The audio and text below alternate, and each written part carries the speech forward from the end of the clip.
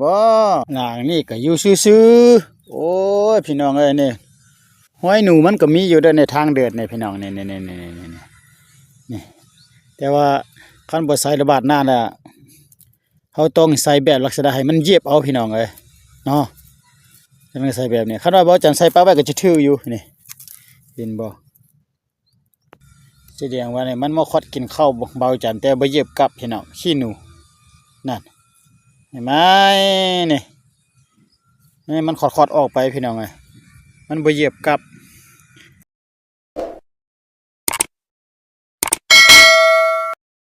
ทักทายสบายดีมื้อนี้เนี่ยเป็นบรรยากาศเด้อมาใส่ดักหนูพี่น้อยมาดักหนูนี่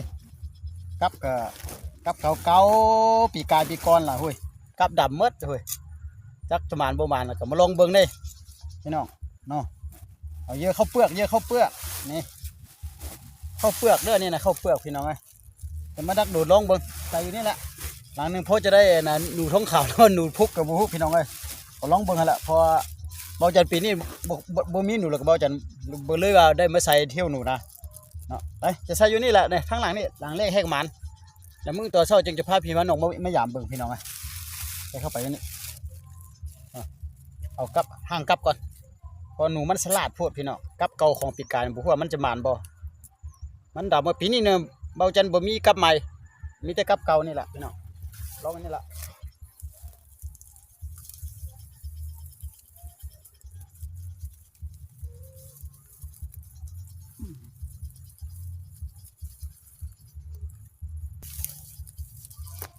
เอาถุงยางนี่ก่อนหนูมันสลัดโพดพี่น้องต้องได้เอาถุงยางนี่จกเข้าเปลือกเอาเข้าเปลือกนี่แหละ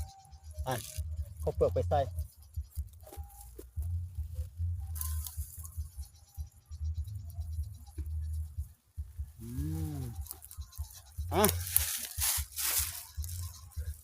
หลังแรกที่ว่าพันไป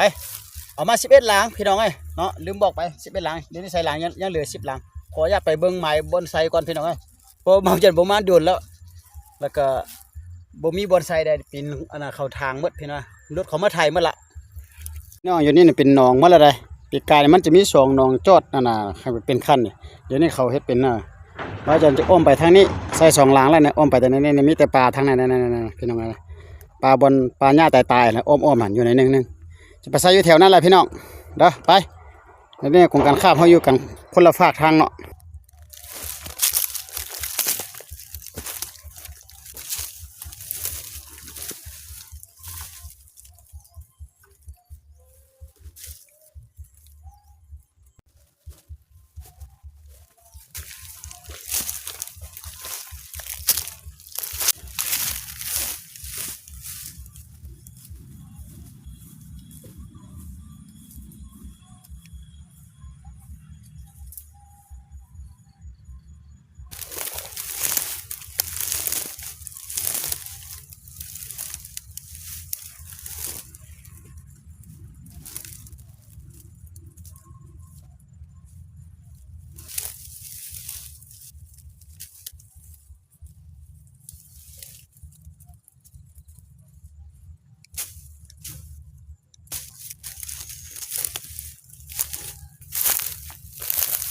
อาจารย์ขออนุญาตใส่ไปอยู่แถวนี้ก็เด้อ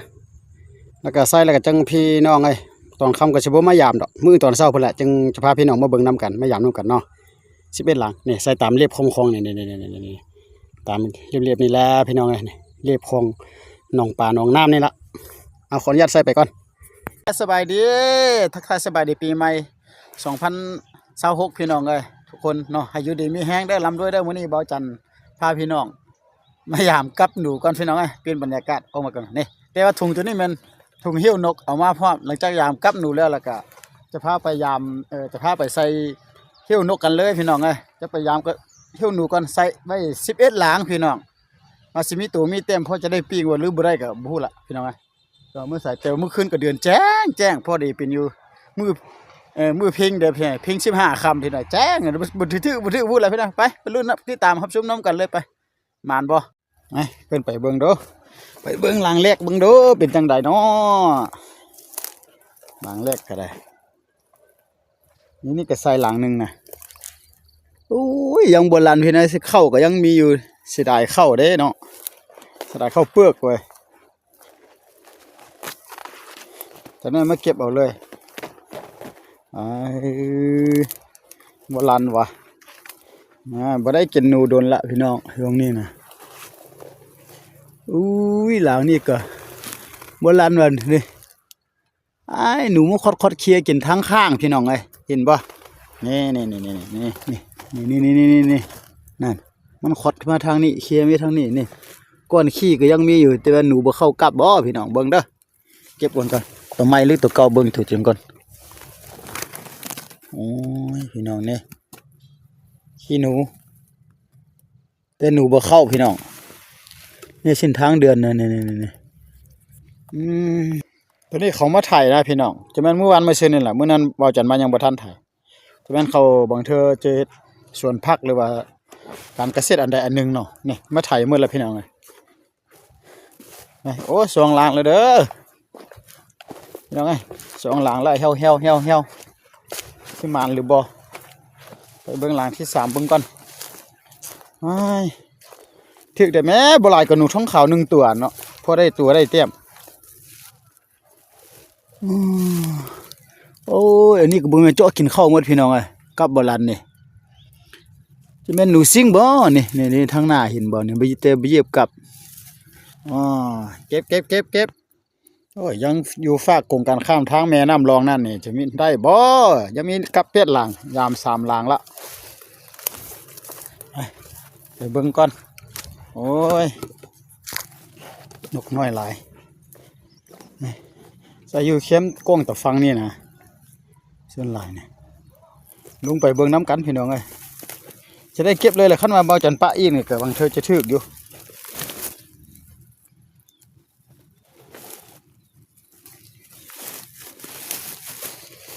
บัวใส่ละบาทนี่นะ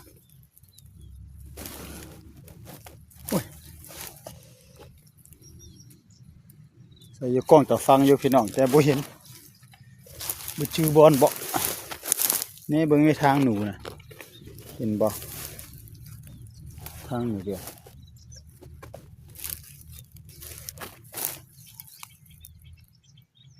ดูไว้นี่กลับนะเห็นแล้วหลังนี่เห็นแล้วนี่หนูอยู่บ่ออกเดินแจ้งโพดนะเยอะขี้ใต้พร้อมเลยเป็นบ่หนูความฉลาดเหรอมันคอดกินทางข้างพี่น้องเห็นบ่นี่แต่ว่าหนูซิงหรือว่าหนูใหญ่นี่คอดกินทางพี่เคี้ยกินทางพี่พี่น้องเลยโอ้บ่แม่นแนวสินมานละบ่แม่นแนวสิได้กินละบ่โอ้สิมานหรือบ่มานก็บ่จักละพี่น้องเอ้ยเก็บไป3-4หลังละหลังนี้เบิ่งดูส่วนใหญ่มันมาอยู่กล้องตะฟังหมดแหละพี่น้องโอ้ยนั่นแม่นหนูสิงทึกพี่น้องเนี่ยเห็นแล้วนี่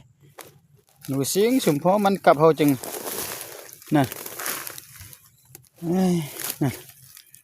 หนูสิงทึกฮอด2ตัวเพิ่นน่ะพี่น้องเอ้ยหนูสิงน่ะหนูสิงหลายขนาดเลยพี่น้องเอ้ยหนูใหญ่กว่าเนาะถึงหนูสิงพี่น้องนี่หลังนี่สิพัดโบราณหลังนี่นะใส่อยู่ใกล้กันนี่เดินแจ้งเพิ่นบ่หลังนี่ก็อยู่ซื่อๆโอ้ยพี่น้องเอ้ยนี่ห้อยหนูมันก็มีอยู่ในทางเดินนี่พี่น้องนี่แต่ว่าคันบ่ใส่ระบาดหน้าน่ะเฮาต้องใส่แบบลักษณะให้มันเหยียบเอาพี่น้องเอ้ยเนาะจังใส่แบบนี้คันว่าบ่จังใส่ปะไว้ก็จะถืออยู่นี่เห็นบ่แสดงว่าเนี่ยมันมาคดกินข้าวเบาจันแต่บ่เหยียบกับพี่น้องขี้หนูนั่นเห็นไหมนี่มันคดออกไปพี่น้องไงมันบ่เหยียบกับโอ้ยกับก็สิหมดแล้วยังบ่ได้พอโตพี่น้องดีเบิ่งลมนี่เด้อนี่ก็ใส่คือกันเบิ่งแม่เส้นทางหนูนะเดินไปเดินมานะโอ้ยถือไข่จักโตได้ดูนี่เข้ากองอยู่นี่เบิ่งแม่นี่ อันนี้ก็แสดงว่ามันขอดกินอีกแล้วนี่เห็นบ่นี่มันขอดกินทางพี่นี่เห็นบ่มันขอดกินข้าวสารข้าวเปลือกเบาจันทางพี่จะแม่นหนูซิ่งไปจักอ๋อโอ้หนูซิ่งหลายมีแต่หนูซิ่งขอดกินหมดนี่ตัวนี้ก็คือกันหนูใหญ่บ่ออกเดินแจ้งโพดพี่น้องเอ้ยเดินแจ้งเมื่อคืนน่ะนี่ใส่น้ำยากันหมดเนี่ยหมดก็บ่เข้าเลยเนาะเห็นบ่เก็บก่อนพี่น้องโอ้เสียดายข้าวเปลือกเนาะนี่ครับกับเก่าปีกายได้นะพี่น้องลายเปรียบได้กับใหม่บ่มีกับใหม่ย้อนมาเบาจันบ่มีหนูบอลเทียให้หากินแล้วก็เบาจันก็เลยว่าใส่กับเก่านี่นะ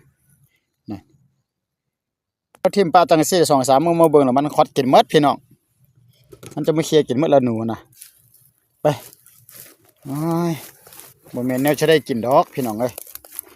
หมดแล้วแหละกลับก็ได้พี่น้องยังเหลือ2 หลังชุดท้ายละโอ้บ่มานดอกพี่น้องเอ้ย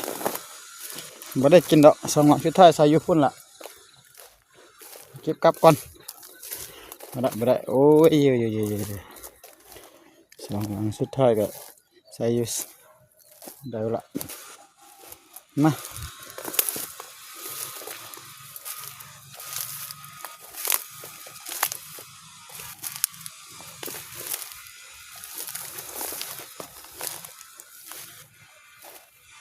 หลังนึงก็ใส่อยู่พี่นะนี่อันนี้ก็ยังโบราณเห็นบ่นี่อันทางหน้ามาเคลียร์กินหมดแล้วเหยื่อนะอันกินข้าวหมดพี่น้องสบายดีพี่น้องโอ้ยเป็นจังใดวะยามกับหอบนี่ยามกับหนูใช่ว่า11 หลังโบได้โบหมาดเลยพี่น้องเอ้ยนี่กับก็เป็นกับเก่าปีกายเด้นะมันบ่เข้าท่าบ่เป็นจังใดแล้วเดินก็เดินง่ายเดินแจ้งนะพี่น้องเอ้ยแจ้งแต่กับ11 หลังบ่มานหยังเลยทึกแต่หนูซิงส่งตัวบ่เอาดอกตัวนึงตายตัวนึงบ่ตายไปแล้วปล่อยไปเลยก็ฝากติดตามได้พี่น้องกับบ่มานก็มันเนี่ยเราก็ต้องได้ไปหานกคือเก่าแหละนกเนี่ยพอได้อยู่ได้กินพี่น้องเอ้ยโตตัวนี้แล้วก็เบาจังก็ด้วยว่าเป็นคลิปดักหนูเป็นคลิปนึงแล้วก็คลิปโตไปก็เป็นคลิปดักนกเนาะตัดได้พี่น้องมาบ่มานก็จะลงให้เบิ่งเด้อเพราะว่าโดนแล้วบ่ได้ลงคลิปนะดักหนูนะพี่น้องแต่ว่าหนูมีอยู่หนูมีนี่แต่ว่าเดือนแจ้งเติมอีกอาทิตย์หน้าเบาจันจะมาอีกก่อนบอลเนี่ยมาใส่อีกเทื่อนึงก่อนเพราะว่าเบาจันยังกองเข้าปะไว้เด้หนูซิงหนูท้องขาวหนูพุกน้อยมีหลายอยู่ตัวใหญ่เขาเอาไปกินแล้วในนายพานเขามาหลอกเปลี่ยนมัดนี่เป็นสินทางกลับก่อนพ่อกันในคลิปตัวไปเลยพี่น้องไป